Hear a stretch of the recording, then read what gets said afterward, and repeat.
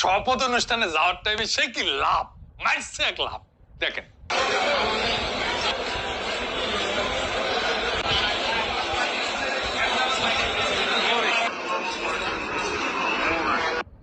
আরে মিলন ভাই, লাভ মেয়েরা কি টাইম বাঁচে নাকি?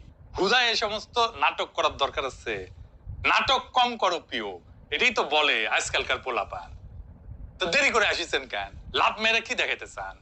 আপনি শিক্ষার কি উন্নয়ন করবেন সেটা তো দেখছে জনগণ। দেখেন নাই? দেখেন কি কয় পোলাপানদের, ছোট বাচ্চা কাচ্চাদের কি কয় শোনেন। তোমার নাম কি? আব্দুল্লাহ মামুন। বেগম খালেদা জিয়ার নাতনি তারেক রহমানের মেয়ের নাম কি?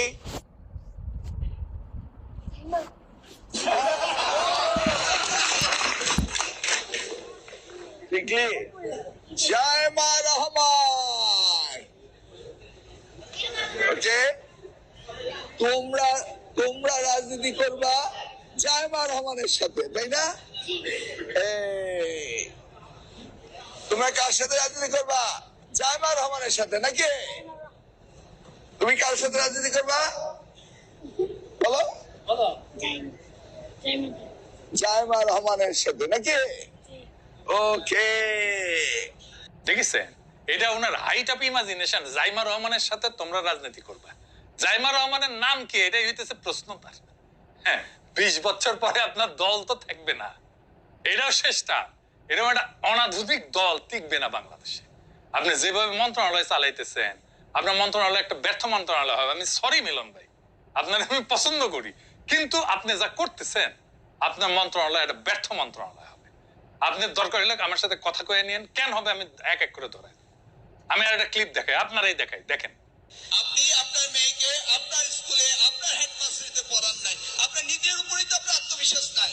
আপনি আপনার মেয়েকে ডাক্তার বানিয়েছেন, কনগ্রাচুলেশন, আমার কোচের মেয়ে ডাক্তার হয়েছে। কিন্তু আপনার মেয়ে ডাক্তার করার জন্য আপনি কুমিল্লা পড়িয়েছেন।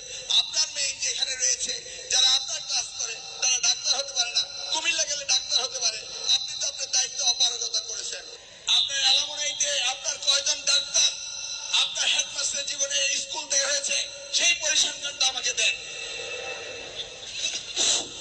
স্যার, ভালো পজিশনে গিয়েছি ইনশাল্লাহ, দিলে হয়তো আমাদের পার্সেন্টেজ কম, কারণ আমাদের রুরাল এরিয়ার সকল অভিভাবকদের অবস্থা একরকম নয়।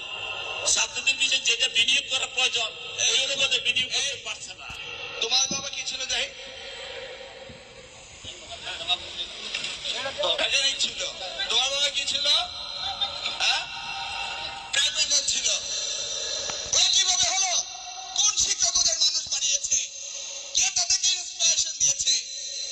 আপনার হাজার হাজার ছাত্র ছাত্রী আপনাদের বেরিয়েছে, একটিও ডাক্তার বানাতে পারেন নাই।